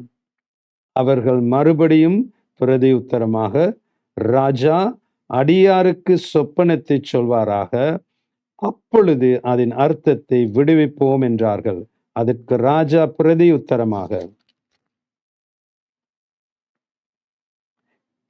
என்னிடத்திலிருந்து தீர்மானம் பிறந்தபடியினாலே நீங்கள் காலதாமதம் பண்ண பார்க்கிறீர்கள் என்று நிச்சயம் எனக்கு தெரிய வருகிறது. காலம் மாறும் என்று நீங்கள் எனக்கு முன்பாக பொய்யும் புரட்டுமான விஷயத்தை சொல்லும்படி எத்தனம் பண்ணி இருக்கிறீர்கள். நீங்கள் சொப்பனத்தை எனக்கு தெரிவிக்காமற் போனால் உங்கள் எல்லோருக்கும் இந்த ஒரே தீர்ப்பு பிறந்திருக்கிறது. ஆகையால் சொப்பனத்தை எனக்கு சொல்லுங்கள், அப்பொழுது அதன் அர்த்தத்தையும் உங்களால் கண்டுபிடிக்க கூடும் என்று அறிந்து கொள்ளுவேன் என்றான். ராஜா மிகவும் ஸ்மார்ட்டா இருக்காரு, நல்ல ஞானியா இருக்காரு. இல்லாடித்தான் பொய்ய என்னமாச்சும் சொல்லிட்டு போயிடலாமே. கல்தேயர் ராஜ சமூகத்தில் பிரதியுத்தரமாக, ராஜா கேட்கும் காரியத்தை அறிவிக்கத்தக்க மனுஷன் பூமியில் ஒருவனும் இல்லை. ஆகையால் மகத்துவமும் வல்லமையுமான எந்த ராஜாவும் இப்படிப்பட்ட காரியத்தை ஒரு சாஸ்திரனிடத்திலாவது ஜோஷியனிடத்திலாவது கல்தேயனிடத்திலாவது கேட்டதில்லை. ராஜா கேட்கிற காரியம் மிகவும் அருமையானது. மாம்சமாய் இருக்கிறவர்களோட வாசம் பண்ணாத தேவர்களே ஒழிய ராஜ சமூகத்தில் அதை அறிவிக்கத்தக்கவர் ஒருவரும் இல்லை என்றார்கள். இதன் நிமித்தம் ராஜா மகா கோபமும் உக்கிரமும் கொண்டு பாபிலோனில் இருக்கிற எல்லா ஞானிகளையும் கொலை செய்யும்படி கட்டளையிட்டான். அப்ப ராஜா சொல்றாரு, இவங்க சரிப்பட்டு வர மாட்டாங்க, இவங்களுக்கு ஆப்பு வச்சேதான் ஆகணும், எல்லாத்தையும் கொன்றுருங்க, ஞானிகள் எல்லாத்தையும் கொன்றுருங்க. அப்ப தானியேல் யாரு? இஸ்ரவேல் தேசத்திலிருந்து வந்த ஒரு ஞானி. நான் சொன்னேன், இஸ்ரவேல் தேசத்தில் இருந்த ஞானிகளையும் நேபுகாத்நேசர் ராஜா கைப்பற்றும் போது கொண்டு வந்த பாபிலோன் தேசத்திலே அவர்களை பயிற்றுவித்தான், கல்தேயர் கலாச்சார மொழிகளின் அடிப்படை. அப்ப அவனும் ஞானியாய் தான் இருந்தான். அப்ப இந்த நிமித்தம் அவனும் கொல்லப்பட போகிறான், அவனுடைய நண்பர்களும் கொல்லப்பட போகிறார்கள். அப்ப நாங்கள் வாசிப்போம் 27 தொடக்கம் 45. சரியா? அப்ப இந்த செய்தி தானியேல், அதை நீங்க தொடர்ந்து வாசிங்க. சரியா? நேரம், நாங்க அதிக நேரம் எடுக்காம இந்த வேத பாடத்தை நீண்ட இழுத்தடிக்காம முடிக்கிறதுனால நான் சில காரியங்களை விட்டு நான் தேவையான காரியங்களை மாத்திரம் வாசிக்கின்றேன். சரியா? இப்ப இந்த செய்தி தானியேலுடைய காதுக்கு போகின்றது. என்ன? ஞானிகள் எல்லாவற்றையும் நேபுகாத்நேசர் ராஜா கொல்ல சொல்லிவிட்டார் என்று. அப்ப அவன் சொல்லுகின்றான், இல்ல, நான் இந்த சொப்பனத்தையும் சொல்லி விளக்கத்தையும் ராஜாவுக்கு சொல்லுவேன், என்னை ராஜாவின் இடத்தில் கொண்டு போங்கள் என்று. அப்ப அதன் பின்பு தான் என்ன நடந்தது என்பதை நாங்கள் வாசிக்க போகிறோம். தானியேல் 2ஆம் அதிகாரம் 27ஆம் வசனம் தொடக்கம் 45ஆம் வசனம் வரை. தானியேல் ராஜ சமூகத்தில் பிரதியுத்தரமாக ராஜா கேட்கிற மறைப்பொருளை ராஜாவுக்கு தெரிவிக்க ஞானிகளாலும் ஜோஷியர்களாலும் சாஸ்திரிகளாலும் குறிச்சொல்லுகிறவர்களாலும் கூடாது. மறைப்பொருள்களை வெளிப்படுத்துகிற பரலோகத்தில் இருக்கிற தேவன் கடைசி நாட்களில் சம்பவிப்பதை ராஜாவாகிய நேபுகாத்நேசருக்கு தெரிவித்திருக்கிறார். உம்முடைய சொப்பனமும் உமது படுக்கையின் மேல் உம்முடைய தலையில் உண்டான தரிசனங்களும் என்னவென்றால், அதை விளங்கப்படுத்துறான் தானியேல். ராஜாவோ, உம்முடைய படுக்கையின் மேல் நீர் படுத்திருக்கையில் இனிமேல் சம்பவிக்க போகிறது என்ன என்கிற நினைவுகள் உமக்குள் எழும்பிற்று. அப்பொழுது மறைப்பொருள்களை வெளிப்படுத்துகிறவர் சம்பவிக்க இருக்க போகிறதை உமக்கு தெரிவித்தார். உயிரோடு இருக்கிற எல்லாரை பார்க்கிலும் எனக்கு அதிக ஞானம் உண்டென்பதினால் அல்ல, அர்த்தம் ராஜாவுக்கு தெரிய வரவும் உம்முடைய இருதயத்தின் நினைவுகளை நீர் அறியவும் இந்த மறைப்பொருள் எனக்கு வெளியாக்கப்பட்டது. தானியேல் எவ்வளவு மிகவும் தாழ்மையான மனுஷன்னா, இன்னைக்கு இந்த மாதிரி ஒரு கர்த்தருடைய கிருபை ஒரு ஊழியக்காரனுக்கு கொடுத்திருந்தா பம்போரை அடிச்சு என்னால மாத்திரம்தான் முடியும். ஒருத்தனுக்கு முடிஞ்சாங்க. இன்னைக்கு நான் தான் இங்க இருக்கிற பெரிய தீர்க்கதரிசி, என்னை விட்டா ஒரு கொம்பே இல்லை அப்படின்னு ஒரே கொடி கட்டி பறந்திருப்பாங்க. ஆனா தானியேல் மிகவும் தாழ்மையான ஒரு மனுஷன். அவன் சொன்னா, இது நான் தான் ஆள், நான் தான், என்னால மாத்திரம்தான் முடியுங்கிறதுக்காக நான் இதை செய்யல.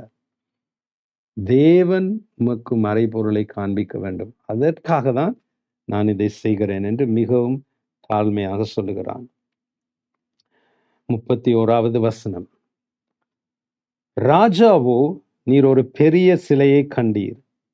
அந்த பெரிய சிலை மிகுந்த பிரகாசம் உள்ளதாயிருந்தது. அது உமக்கு எதிரே நின்றது. அதன் ரூபம் பயங்கரமாய் இருந்தது. இப்ப அந்த தானியேல் அந்த சொப்பனம் என்ன என்பதை சொல்லுகின்றான். சரியா? அந்த சிலையின் தலை பசும் பொன்னும், அதன் மார்பும் அதன் புயங்களும் வெள்ளியும், அதன் வயிறும் அதன் தொடையும் வெண்கலமும், அதன் கால்கள் இரும்பும், அதன் பாதங்கள் பாதி இரும்பும் பாதி களிமண்ணுமாயிருந்தது. நீர் பார்த்து கொண்டிருக்கும் போதே கைகளால் பெயர்க்கப்படாத ஒரு கல் பெயர்ந்து உருண்டு வந்து அது அந்த சிலையை இரும்பும் களிமண்ணும் ஆகிய அதன் பாதங்களில் மோதி அவைகளை நொறுக்கி போட்டது. அப்பொழுது அந்த இரும்பும் களிமண்ணும் வெண்கலமும் வெள்ளியும் பொன்னும் ஏகமாய் நொறுங்குண்டு கோடை காலத்தில் போரடிக்கிற களத்திலிருந்து பறந்து போகிற பதரை போலாயிற்று. அவைகளுக்கு ஒரு இடமும் கிடையாதபடி காற்று அவைகளை அடித்து கொண்டு போயிற்று. சிலையை மோதின கல்லோவென்றால் ஒரு பெரிய பர்வதமாகி பூமியெல்லாம் நிரம்பிற்று. சொப்பனம் இதுதான். அதன் அர்த்தத்தையும் ராஜ சமூகத்தில் தெரிவிப்பேன். அப்ப சொப்பனத்தை தானியேல் மிகவும் தெளிவாக சொல்லிட்டான். இப்ப அதன் அர்த்தத்தை சொல்லுகின்றான். ராஜாவோ, நீர் ராஜாதி ராஜாவாய் இருக்கிறீர். பரலோகத்தின் தேவன் உமக்கு ராஜரீகத்தையும் பராக்கிரமத்தையும் வல்லமையும் மகிமையும் அருளினார். தான் நான் உங்களுக்கு தொடக்கத்திலையும் சொன்னேன். யார் ராஜாக்களை நியமிப்பது? தேவன். இந்த தேசத்தின் ஜனாதிபதி யார் என்று நியமிப்பது தேவன். நீங்க போய் ஓட்ட போட்டாலும் அவர் தான் தீர்மானிப்பார். தேவன் தன்னுடைய திட்டங்களை இந்த தேசத்திலே நிறைவேற்றும்படிக்கு அவர் சில அதிகாரிகளை நியமிப்பார். தேவன் அதிகாரிகளை நியமிப்பதன் நோக்கம் ஜனங்களின் நன்மைக்காக. அவர்கள் ஜனங்களின் நன்மைக்காக வேலை செய்யாமல் போகும் பொருட்டு தேவன் அவர்களை நீக்குவார். சரி, ஆனால் தேவன் அதிகாரிகளை நியமிப்பது ஜனங்களின் நன்மைக்காக. சரியா? 38வது வசனம். சகல இடங்களிலும் உள்ள மனுபுத்திரரையும் வெளியின் மிருகங்களையும் ஆகாயத்து பறவைகளையும் அவர் உமது கையில் ஒப்பு கொடுத்து உம்மை அவைகளை எல்லாம் ஆளும்படி செய்தார். பொன்னான அந்த தலை நீரே. சரியா? அப்ப நெபுஜாத்நேசர் சொப்பனம் காணும் போது அவர்தான் ஆண்டு கொண்டிருந்தார். இந்த தேசம், இந்த பூமி முழுவதும் பாபிலோன் ராஜ்யம் ஆண்டது. மகா பெரிய ஒரு ராஜ்யமாய் பாபிலோன் ராஜ்யம் காணப்பட்டது. அப்ப அந்த சிலை, சரியா? அப்ப அந்த சிலை ஒரு நெபுஜாத்நேசர், சரி, நாங்க அதை வாசித்துட்டு நான் உங்களுக்கு விளங்கப்படுத்துறேன். சரியா? உமக்கு பிறகு உமக்கு கீழ்த்தரமான வேறொரு ராஜ்யம் தோன்றும். பின்பு பூமியெல்லாம் ஆண்டு கொள்ளும் வெண்கலமான 3ஆம் ராஜ்யம் ஒன்றும் எழும்பும்.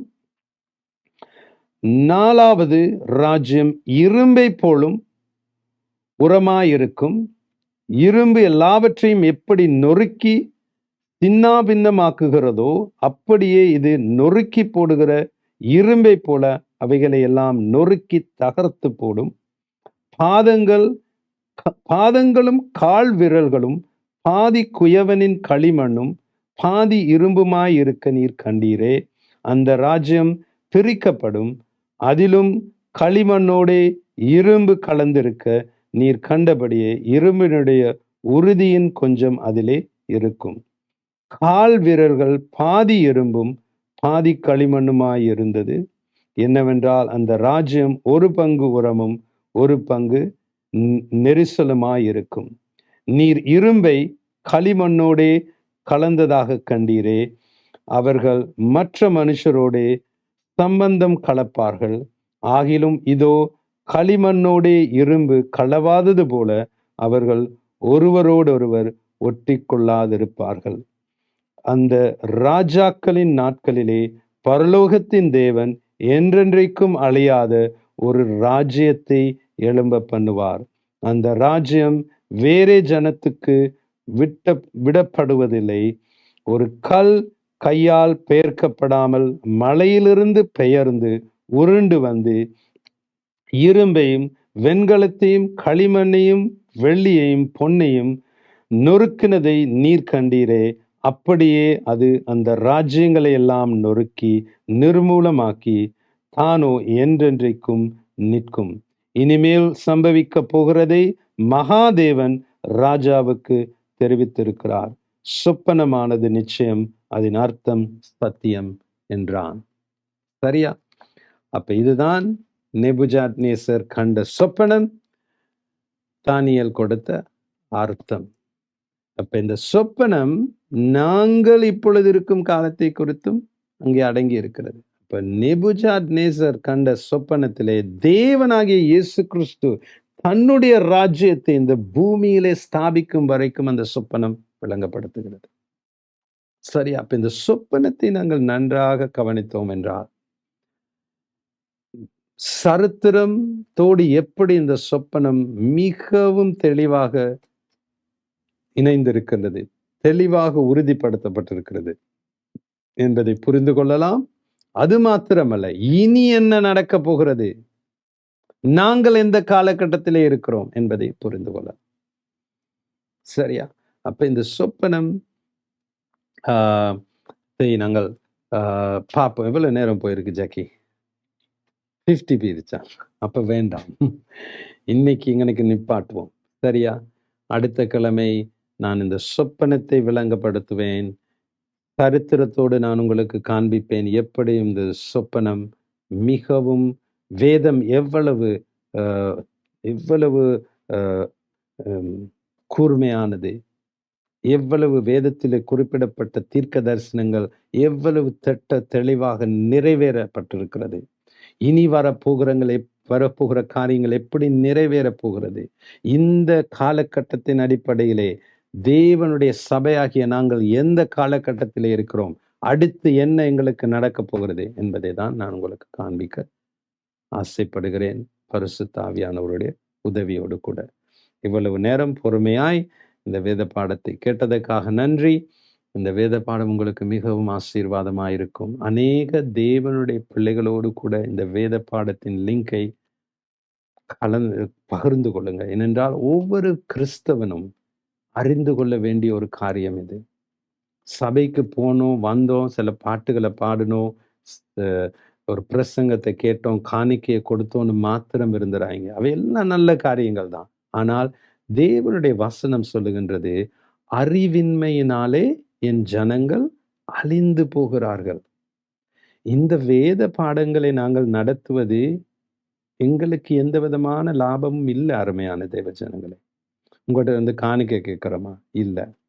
உங்களிடத்திலிருந்து ஏதாவது கேட்கிறோமா? இல்லை. இந்த வேத பாடத்தை நடத்துவதன் முக்கியமான நோக்கம், ஆண்டவர் எனக்கு சொன்னது, என்னுடைய ஜனங்களுக்கு அறிவை கொடு, என்னுடைய ஜனங்களை அறிவினால் நிரப்பு, தேவனுடைய ராஜ்யத்தின் அறிவினால் நிரப்பு, அப்பொழுது அவர்கள் அழிந்து போக மாட்டார்கள். அப்ப ஆங்கிலத்திலே 2020 தொடங்கின அந்த வேத பாடங்கள் இன்றும் போய்கொண்டிருக்கின்றது. அநேக விதமான ஜனங்கள், இலங்கை தேசத்துல மாத்திரமல்ல, இலங்கைக்கு அப்பாற்பட்ட அநேக தேசங்களில் இருக்கின்ற ஜனங்கள் மிகவும் ஆசீர்வதிக்கப்பட்டிருக்கிறார். அப்ப ஆண்டவர் என்னுடைய இருதயத்திலே உணர்த்தின காரியம் தான், தமிழ் பேசும் ஜனங்களுக்கும் இந்த காரியங்கள் போய் சேர வேண்டும். அதற்காக தான் அநேக நேரம் எடுத்து இந்த பைபிள் ஸ்டடி செய்வதுன்னா ஒரு லேசுப்பட்ட காரியம் இல்லை. அருமையான தேவஜனங்க, அநேக படிக்கணும், அநேக வாசிக்கணும், அநேக நேரம், சில நேரம் ராத்திரி 1 மணி 2 மணிக்கெல்லாம் உட்காந்து எழுதுவேன். ஏன்? எனக்குள்ளாக ஒரு வாஞ்சை, தேவனுடைய ஜனங்கள் அவருடைய சத்தியத்தை அறிந்து கொள்ளணும். ஏனென்றால் நான் வரும்போது தயாராகி வரணும். உங்களுடைய நேரத்தை நான் வீணடிக்க கூடாது. இன்னைக்கு நான் என்னுடைய பாஸ்டர்ஸுக்கு சொல்றது, ஞாயிற்றுக்கிழமை சர்மன் கொடுக்க வாரீங்கன்னா ப்ரிப்பேர் பண்ணி வாங்க. வர்ற ஜனங்களுடைய நேரத்தை வீணடிக்காதீங்க. அவங்க 1 மணித்தியாலும் வெளியில எங்கேயும் போய் வேலை செஞ்சா சரி, சம்பாதிப்பாங்க. அதை எல்லாவற்றையும் விட்டு விட்டு உங்க அந்த தேவனுடைய வசனத்தை கேட்க வராங்க. அப்போ தயாராகி வருங்க. இன்னைக்கு அநேக ஊழியக்காரங்கள் தயாராகுறதுக்குள்ள இல்ல. வந்து ஏதோ பேசிட்டு இருக்க ஜனங்களுடைய நேரத்தையும் வீணடிப்பாங்க. ஆனா, இந்த வேத பாடங்கள் செய்யும்போது அநேக நேரத்த செலவிடணும். அநேக காரியங்கள வாசிக்கணும். அப்ப இவைகள் எல்லாவற்றையும் செய்து, நேரத்தை அர்ப்பணித்து, கற்றுக்கொண்டு, இவைகளை எழுதி வந்து நான் போதிப்பதற்கு காரணம், தேவனுடைய ஜனங்கள் ஞானத்திலே நிரம்ப வேண்டும். ஆனா, இது எல்லாவற்றையும் செய்து அநேக ஜனங்களுக்கு எந்த விதமான ஒரு கரிசனையுமே இல்ல. ஓ! வேத பாடத்துல கலந்து கொள்ளணும். தேவனுடைய வசனத்திலும், ராஜ்யத்தின் அறிவிலும் வளரும். ம்ஹ்ம். அப்ப இதெல்லாம் கேட்கும்போது எனக்கு அதைரியப்பட்டு போயிருவேன். அப்ப அதைரியப்பட்டு போற நேரம், ஆண்டவர் எனக்கு ஒரு நாள் ஒண்ணு சொன்னது என்ன, நோவா நல்லா நோவாவுடைய சரித்திரத்த படிச்சு பாருங்க. 100 வருஷம் போதிச்சான். நீதியை குறித்து போதிச்சான் நோவா. 100 வருஷமா ரட்சிக்கப்பட்டது எத்தன பேரு? ஒருத்தன் கூட இல்ல. குடும்பம் மாத்திரம் தான். ஆதலால் நான் எடுத்த தீர்மானம், யார் கேட்டாலும், யார் கேட்காட்டியும், ஒரு ஆத்துமா சரி ரட்சிக்கப்பட்டு, ஒரு ஆத்துமா சரி தேவனுடைய ஞானத்திலே வளர்ந்து, தேவனுடைய அறிவிலே வளர்ந்து, வெற்றியுள்ள ஒரு வாழ்க்கை வாழ்ந்து தன்னை தயார்படுத்திக் கொள்வார்கள் என்றால், நான் இதை செய்வதற்கு தயார் ஆண்டவர். அப்ப ஆதலால் தான் இந்த வேத பாடத்தை நாங்கள் செய்து வருகிறோம். சரியா? அப்ப கற்றுக்கொள்ளுங்க. தேவனுக்குடைய வசனத்துக்கூடாக வளருங்க. தேவனுடைய ராஜ்யத்தின் காரியங்களை புரிந்து கொள்ளுங்க. அப்பொழுது தேவனுடைய ராஜ்யம் உங்களுடைய வாழ்க்கையிலே வெளிப்படும். தேவனுடைய ராஜ்யம் வந்துருச்சு அருமையான தேவ பிள்ளைகளே. இயேசு கிறிஸ்து வந்த நாளிலிருந்து தேவனுடைய ராஜ்யம் பூமிக்கு வந்து விட்டது. அந்த தேவனுடைய ராஜ்யம் உங்களுடைய வாழ்க்கையில வெளிப்படுவதற்கு நீங்கள் தேவனுடைய ராஜ்யத்தின் நடைமுறைகளை அறிந்து கொள்ள வேண்டும். தேவனுடைய ராஜ்யத்தின் கிரியைகளை அறிந்து கொள்ள வேண்டும். எப்படி அது கிரியை செய்யும்? அதில் இருக்கும் கோட்பாடுகள் என்ற அவைகளை எப்படி நடைமுறையில் வைக்க வேண்டும் என்பதை நீங்கள் கற்றுக்கொள்ளும்போது, சத்தியத்தை அறிவீர்கள். சத்தியம் உங்களை விடுதலை ஆக்கும். தேவனுடைய ராஜ்யம் சத்தியத்தை குறித்தது. சத்தியத்தை அறியுங்க, விடுதலையாகுங்க, வெற்றியுள்ள வாழ்க்கையை வாழுங்க, ஆசீர்வாதமான வாழ்க்கையை வாழுங்க, மற்றவர்களுக்கும் ஆசீர்வாதமாய் மாறுங்க. நாங்க ஜெபித்து வேத பாடத்தை முடிப்போம். அருமையானது இயேசப்பா. இம்மட்டும் நேரம் உங்களுடைய சமூகத்திலே அமர தந்த கிருபைக்காக நன்றி. எங்களுடைய சரீரங்களை நீர் தந்த சுகத்துக்காகவும் பலத்துக்குமாக நன்றி. தெளிவான ஒரு மனதையும் சிந்திப்பதற்கு வேண்டிய சிந்தனையின் ஆற்றலையும் நீர் எங்களுக்கு கொடுத்திருக்கிறதுக்காக நன்றி. கர்த்தாவே, எல்லாவற்றையும் பகுத்தறிந்து யோசித்து கற்றுக்கொள்வதற்கு வேண்டிய பகுத்தறிவை நீர் தந்திருக்கிறதுக்காக நன்றி. எந்த ஒரு காரியத்தையும் கர்த்தாவே நாங்கள் உதாசீனம் செய்யாமல் அவைகளை நன்றியோடு கூட பெற்றுக்கொள்வதற்கு வேண்டிய கர்த்தாவே இருதயத்தை எங்களுக்கு தாருமப்பா. உடைய வேதத்தை இன்னும் அதிகமாய் கற்றுக்கொண்டு ஆண்டவரே, சத்தியங்களை புரிந்து கொண்டு சத்தியங்களை கிரியிலே வைத்து ஒரு விடுதலை ஆன வெற்றியுள்ள ஒரு வாழ்க்கையை உடைய பிள்ளைகள் வாழ்வதற்கு கிருபை செய்யும் ஆண்டவரே. கர்த்தாவே, இந்த வசனத்தை கேட்டுக்கொண்டிருக்கின்ற ஒவ்வொரு வீடுகளிலும் உம்முடைய கிருபை வெளிப்படுவதாக, உம்முடைய மகிமை இறங்குவதாக, உம்முடைய அபிஷேகம் இறங்குவதாக அப்பா. ஒவ்வொரு வீடுகளிலும் இந்த வசனங்களை கேட்டுக்கொண்டிருக்கிற நம்முடைய பிள்ளைகளுடைய வாழ்க்கையிலே ஒரு பெரிதான ஒரு வெற்றியும் விடுதலையும் இந்த நாளிலே கர்த்தாவே நடைபெற கிருபை செய்யும். அப்பா, உம்முடைய சமாதானம் ஒவ்வொரு இருதயங்களை நிரப்பட்டும். ஒவ்வொரு மனதையும் இருதயம் உடைய சமாதானம் நிரப்பட்டும். ஆண்டவரே, ஒவ்வொரு இருதயங்களிலும் உம்முடைய சத்தியம் வெளிப்படட்டும். அதற்கூடாக ஒரு விடுதலையை அவர்கள் காணச் செய்யும் ஆண்டவரே. அது மாத்திரமல்ல கர்த்தாவே, ஒவ்வொருவருடைய வாழ்க்கையிலும் ஒரு அற்புதங்கள் நடக்கட்டும் அப்பா. உம்முடைய வசனம் அவர்களை தொடும்போது, உம்முடைய வசனம் அவருடைய ஆத்துமாவை தொடும்போது அப்பா, அவருடைய சரீரங்கள் குணமாகும் ஆண்டவரே. என்னுடைய வசனத்தை அனுப்பி உன்னை குணமாக்குவேன் என்று சொன்னீரே. இந்த வசனங்கள், உம்முடைய வசனங்கள் கர்த்தாவே, இந்த ஒளியடையூடாக ஒவ்வொரு வீடுகளுக்கும் சென்று ஒவ்வொரு இருதயங்களையும் ஆத்துமாக்களையும் தொடுகின்ற வேளையிலே இப்பொழுதே அற்புதங்கள் நடக்கட்டும்.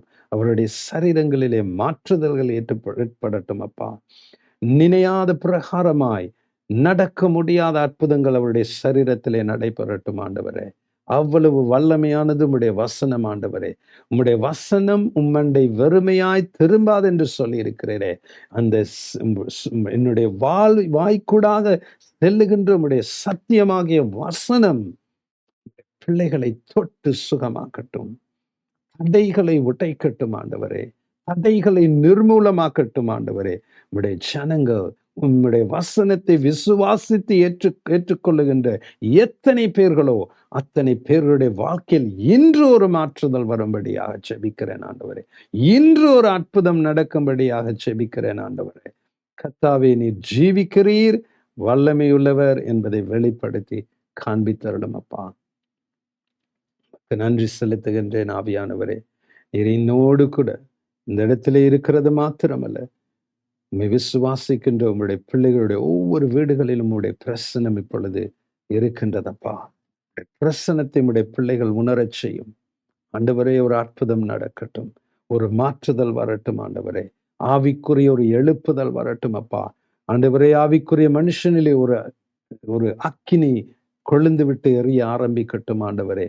ஆவிக்குரிய ரீதியாக ஒரு அற்புதம் நடைபெறட்டும், சரீர ரீதியாக ஒரு அற்புதம் நடைபெறட்டும் கர்த்தாவே. ஆத்தும ரீதியாக ஒரு அற்புதம் நடைபெறட்டும் கர்த்தாவே. மன உளைச்சலிலே இருக்கின்ற ஒவ்வொருவரிடம் மனதிலே ஒரு விடுதலை வரட்டும் அப்பா. டிப்ரெஷன் இயேசுவின் நாமத்தினாலே அகன்று போகும்படியாக கட்டளையிடுகிறேன். ஆழ்ந்த துக்கத்திலும் ஆழ்ந்த கவலையிலும் கர்த்தாவே கட்டப்பட்டிருக்கிற நம்முடைய பிள்ளைகளுடைய ஆத்துமாக்களிலே ஒரு விடுதலையை இயேசுவின் நாமத்தினால் என கட்டளையிடுகிறேன். இந்த நாளிலே அநேகருடைய ஆத்துமாக்கள் உம்முடைய வசனத்தின் வல்லமையினாலும் ஆவியானவருடைய அபிஷேகத்தினாலும் விடுதலையாக்கப்படுகிறதற்காக நன்றி. ஆத்துமாக்கள் விடுதலையாகும் போது கர்த்தாவே, உம்முடைய ஜனங்கள் கர்த்தாவே உம்முடைய வல்லமையை காண்பார்கள் அப்பா. உம்முடைய திட்டங்களை காண்பார்கள் ஆண்டவரே. நீர் அவருடைய வாழ்க்கையில செய்ய போகிற காரியங்களை காண்பார்கள் ஆண்டவரே. இந்த நாளிலே, இந்த மாலை வேளையிலே ஆத்துமாக்கள் விடுதலையாகும்படியாக நான் கட்டளையிடுகிறேன் இயேசுவின் நாமத்தினாலே. சமாதானம் அவருடைய ஆத்துமாக்களை நிரப்பட்டும் ஆண்டவரே. நன்றி இயேசுப்பா. ஒவ்வொரு நோயையும் இயேசுவின் நாமத்தினாலே நான் கடிந்து கொள்கிறேன். சரீரத்தில் இருக்கும் ஒவ்வொரு அவயவங்களிலும் இருக்கும் நோய்களை இயேசுவின் நாமத்தினாலே நான் கடிந்து கொள்கிறேன். சரீரங்களில் இருக்கும் கட்டிகள் இப்பொழுதே கரைந்து போகும்படியாக நான் இயேசுவின் நாமத்தினாலே கட்டளையிடுகிறேன். கர்த்தாவே, நரம்பு தளர்ச்சியினால் நோய்வாய்ப்பட்டிருக்கிற ஒவ்வொருடைய சரீரத்திலும் இப்பொழுது அற்புதம் நடைபெறுகிறதுக்காக நன்றி ஆண்டவரே. உங்களுடைய நோய், சரீரத்திலே இருக்கும் நோய் உங்களுடைய நரம்புகள் சம்பந்தமானது என்றால் உங்களுடைய தலையின் மேல் உங்களுடைய வலது கையை எடுத்து வைங்க. இயேசுவின் நாமத்தினாலே உங்கள் மேல் அபிஷேகம் இறங்கும். உங்களுடைய நரம்புகளின் சம்பந்தமாக இருக்கின்ற நோய்களில் இருந்து உங்களை தேவன் விடுதலையாக்குவார், விடுதலையாக்குகின்றார். விசுவாசத்திலே உங்களுடைய கரங்களை எடுத்து, எப்படி விசுவாசத்திலே அந்த 12 வருஷம் உதிரத்தின் நோயினாலே பிடிக்கப்பட்டிருந்த அந்த ஸ்திரீ, நான் தேவனுடைய இயேசுவனுடைய ஆடையை நான் தொடுவேன், வஸ்திரத்தை தொடுவேன் என்று அவள் தொட்டாலோ, அப்பொழுது அந்த விசுவாசத்தை கிரியில் வைத்தாலோ அப்பொழுது ஒரு அற்புதம் ஏற்பட்டது. விசுவாசத்தினாலே உங்களுடைய வலது கரத்தை உங்கள் தலையின் மேல் வையுங்கள். நரம்பு தளர்ச்சியினால் நரம்பு சம்பந்தமான உங்களுடைய சரீரத்தில் இருக்கும் நோய்களை தேவன் குணமாக்குகின்றார். இப்பொழுதே உங்களுக்கு நான் விடுதலை இயேசு கிறிஸ்துவின் தழும்புகளினாலே நான் கட்டளையிடுகிறேன். சுகத்தை நான் கட்டளையிடுகிறேன். நன்றி ஆண்டவரே, நன்றி இயேசுப்பா, நன்றி கர்த்தாவே. நன்றியோடு கூட துதிக்கிறேன். அதோடு ஒரு சகோதரி நீங்கள் பார்த்து கொண்டிருக்கிறேன், ஆனால் உங்களுக்கு கண்களுக்கு பின்பாக அநேக வலி இருக்கின்றது. அந்த வலி இப்பொழுதே உங்களை விட்டு நீங்கி விட்டது. நீங்கள் அதை இப்பொழுது நான் சொல்லுகிறதினால் உணர்வீர்கள். இவ்வளவு நாள் இருந்த அந்த வலி உங்களை விட்டு நீங்கி விட்டது. அது தேவன் உங்களை தொட்டதற்கான அறிகுறி. நன்றி ஆண்டவரே, நன்றியோடு கூட ஸ்தோத்தரிக்கிறோம் அப்பா. கர்த்தாவே, உமக்கு ஸ்தோத்திரம். மன உளர்ச்சியிலிருந்து உங்களுக்கு தேவன் விடுதலையை கொடுக்கின்றார். சமாதானம் உங்களுடைய மனதை நிரப்புகின்றது. கர்த்தாவே, உமக்கு ஸ்தோத்திரம். நீ செய்கின்ற இந்த அற்புதங்களுக்காக உமக்கு நன்றி அப்பா. நன்றியோடு கூட துதிக்கிறேன், நன்றியோடு கூட துதிக்கிறேன், நன்றியோடு கூட துதிக்கிறேன். தேவன் எனக்கு காண்பிக்கும் ஒரு காரியம், ஒரு அருமையான அம்மா. நீங்கள் உட்கார்ந்திருக்கும் இடத்துக்கு உங்களுக்கு நேராக இருக்கும், உங்க உங்களுக்கு நேராக இருக்கும் அந்த ஃப்ரேம் பண்ண ஃபோட்டோ வந்து உங்களுடைய மகளுடைய திருமண ஃபோட்டோ. ஆனால் அவருடைய திருமணத்திலே அநேக பிரச்சனைகள். இன்னும் அவர்கள் விவாகரத்து பெறவில்லை. ஆனால் அதை நோக்கி அவருடைய திருமணம் கடந்து போய் கொண்டிருக்கின்றது. நீங்கள் மிகவும் அதனது வேதனைப்படுகிறவர்களாய் இருக்கிறீர்கள். நீங்கள் உட்கார்ந்திருக்கும் இடத்திலிருந்து முன்னே நேரடியாக பார்க்கும்போது, அந்த ஃபோட்டோ தான் இருக்கிறது. உங்களுடைய மகளுடைய திருமண ஃபோட்டோ. உங்களுடைய கரங்களை நீட்டுங்கள். நாங்கள் விசுவாசித்து ஜெபிப்போம். தேவன் ஒரு அற்புதத்தையும், ஒரு மாற்றுதலையும் அந்த திருமணத்திலே கொண்டு வரப்போகிறார். இன்றைக்கு ஆண்டவரே, நாங்கள் விசுவாசத்திலே அந்த அம்மாவுடைய கரங்களை நீட்டி அந்த ஃபோட்டோ நேராக நேராக கரங்களை நீட்டுகின்ற இந்த வேலையிலே விசுவாசத்திலே, அப்பா அந்த திருமணத்திலே உம்முடைய சமாதானத்தை கொண்டு வாரும். புரிந்துணர்வை கொண்டு வாரும். கர்த்தாவே, அவர்களுக்கு இடையிலான இருக்கின்ற எல்லா வேறுபாடுகளும் நீங்கி போகும்படியாக செய்யும் ஆண்டவரே. கர்த்தாவே, பிழையான அபிப்பிராயங்கள், மற்றவர்கள் சொன்னதின் நிமித்தம் ஏற்பட்ட பிழையான அபிப்பிராயங்கள் கர்த்தாவே நீங்கி தெளிவு வரும்படியாக நான் கட்டளையிடுகிறேன். ஆண்டவரே, ஒரு புதிதான அன்பு அவர்களுக்கிடையாக ஊற்றப்படட்டும் அப்பா. ஒரு புதிதான ஒரு இணைப்பு ஏற்படட்டும் ஆண்டவரே. அவர்களை ஒன்றாக்கும் அப்பா. ஏற்பட்ட கர்த்தாவே இந்த கசப்பான காரியங்களிலிருந்து அவர்கள் விடுதலை பெறட்டும் ஆண்டவரே. அவைகளை மறந்து ஒருவர் மன்னித்து திரும்பமா ஒன்று சேர நீர் அற்புதத்தை செய்கிறதுக்காக நன்றி. உம்மை நன்றியோடு கூட துதிக்கிறேன் ஆண்டவரே. நன்றியோடு கூட ஸ்தோத்தரிக்கிறேன். அந்த திருமணம் தொடர்ந்தும் கர்த்தாவே உம்முடைய ஆசீர்வாதத்தோடு கூட நீண்ட நாட்கள் நிலைத்திருக்கும் என்று உம்முடைய நாமத்தினாலே நான் கட்டளையிடுகிறேன் ஆண்டவரே. உம்முடைய கிருபையை அந்த திருமணத்தின் மேல் ஊற்றி அருளும் அப்பா. இந்த தம்பதிகள் மேல் ஊற்றி அருளும் ஆண்டவரே. இயேசுவே, உமக்கு நன்றி செலுத்துகிறேன் இந்த அற்புதத்துக்காக. கர்த்தாவே, உம்முடைய சமாதானம் ஒரு அடையாளமாய் இந்த அம்மாவுடைய இருதயத்தையும் மனதையும் இப்பொழுதே நிரப்பட்டும் ஆண்டவரே. துதிக்கிறேன் அப்பா. நன்றியோடு கூட ஸ்தோத்தரிக்கிறேன். கர்த்தாவே, ஒவ்வொரு வீடுகளிலும் ஆவியானவருடைய பிரசன்னம் அசைவாடுகிறதுக்காக நன்றி. அற்புதங்கள் நடைபெறுகிறதுக்காக நன்றி. தேவனை விசுவாசிங்க. தேவனால் முடியாத காரியம் ஒன்றுமே இல்லை. அற்புதத்தை எதிர்பாருங்க. தேவன் அற்புதங்கள் செய்கின்ற தேவன். அவரால் முடியாத காரியம் ஒன்றுமே இல்லை. நன்றி ஆண்டவரே. இயேசு கிறிஸ்துவின் வல்லமையுள்ள நாமத்தினாலே இவைகள் எல்லாவற்றையும் கேட்டுக்கொள்கிறேன் பரமபிதாவே. ஆமென், ஆமென். நம்முடைய தேவன் அற்புதங்கள் செய்யும் தேவன். என்ன? நாங்கள் அதை நீ விசுவாசிக்க வேண்டும். தேவனால் முடியாத காரியம் ஒன்றுமே இல்லை. நீ விசுவாசித்தால் என்னுடைய மகிமையை காண்பாய் என்று வசனம் சொல்லுகின்றது. சரி, இந்த வரப்போகிற ஞாயிற்றுக்கிழமை குறித்து ஒரு அறிவித்தல். சனிக்கிழமை ஜனாதிபதி தேர்தல் நிமித்தமாக நாங்கள் எங்களுடைய ஞாயிறு ஆராதனை, தமிழ் சிங்கள ஞாயிறு ஆராதனை நாங்கள் எங்களுடைய அந்த ஹாலில் வைக்க மாட்டோம். எங்களுடைய தமிழ் சிங்கள ஆராதனை நேரலையோடாக ஆன்லைன் சர்வீஸாக தான் இருக்கும். இந்த வருகிற ஞாயிற்றுக்கிழமை மாத்திரம்.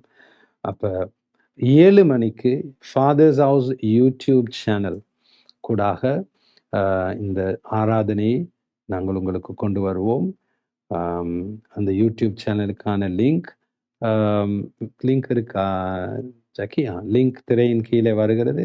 அதை பார்த்து குறித்து கொண்டு அந்த லிங்க்கு கூடாக போய் ஃபாதர்ஸ் ஹவுஸ் யூடியூப் சேனலுடைய லிங்க் கூடாக போய் நீங்கள் இந்த ஆராதனையிலே கலந்து கொள்ளலாம். ஞாயிற்றுக்கிழமை 7 மணிக்கு தமிழ் சிங்கள ஆராதனை நடைபெறும். தேவன் அற்புதமான காரியங்களை செய்வார். உங்களோடு கூட பேசுவார். அவருடைய வல்லமை உங்களுடைய வாழ்க்கையிலே வெளிப்படுத்துவார். அதனால் உங்கள் எல்லோரையும் ஆன்லைன் ஆராதனை கூடாக வருகிற ஞாயிற்றுக்கிழமை சந்திக்க ஆவலாயிருக்கிறேன். ஜெபியுங்க, வார்த்தைகளை தரித்திருங்க, தேவனை விசுவாசிங்க, வெற்றியுள்ள ஒரு வாழ்க்கையை வாழுங்க. கர்த்தர் தாமே உங்களை ஆசீர்வதிப்பாராக.